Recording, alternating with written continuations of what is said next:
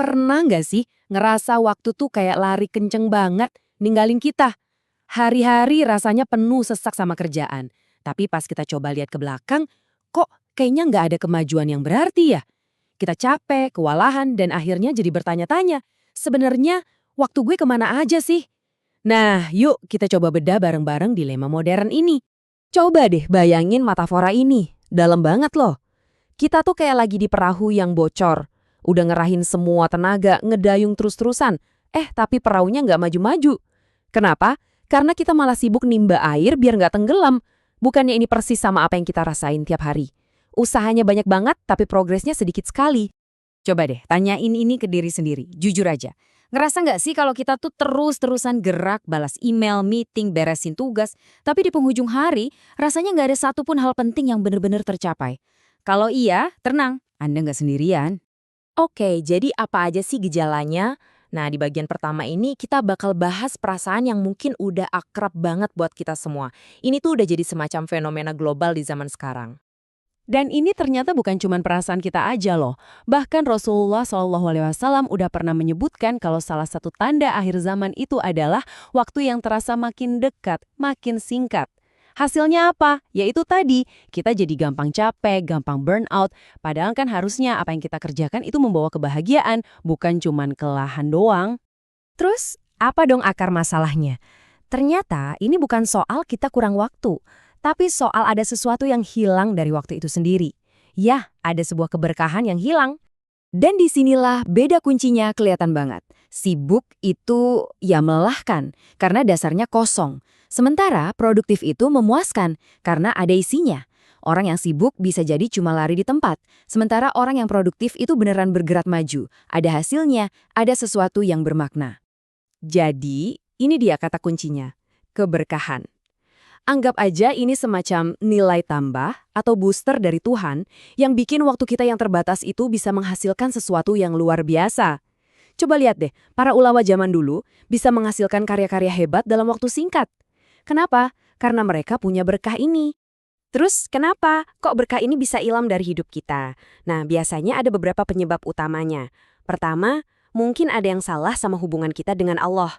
Kedua, dosa-dosa yang kita lakuin, sadar atau nggak sadar, itu ternyata bisa mencabut berkah. Dan yang ketiga, ketika kompas di hati kita itu arahnya cuma ke dunia, ya udah, kita kehilangan arah spiritual yang sejati. Akibat dari hilangnya berkah ini ternyata bukan cuma soal produktivitas yang menurun loh, tapi juga ada perasaan hampa yang dalam banget di dalam diri kita. Kutipan dari Ibnu Qayyim al-Jauziyah ini, wah, benar-benar kena banget. Di dalam hati kita itu ada semacam ruang kosong. Dan ruang itu, mau sekeras apapun kita coba isi dengan semua kesenangan dunia, bakal tetap rasa hampa.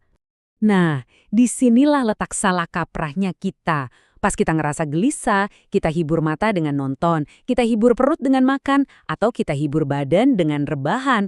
Padahal yang sakit itu hatinya.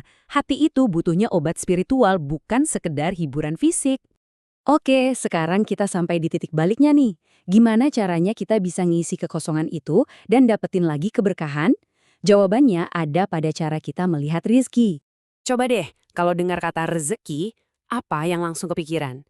Gaji? Uang? Profit bisnis? Yuk kita coba lihat definisi yang jauh lebih luas dari itu. Dan ini dia poin yang krusial banget. Rezeki sejati itu adalah apa yang bisa kita nikmati, bukan cuma apa yang kita miliki. Uang di rekening yang numpuk tapi nggak pernah kita pakai itu belum tentu rezeki kita.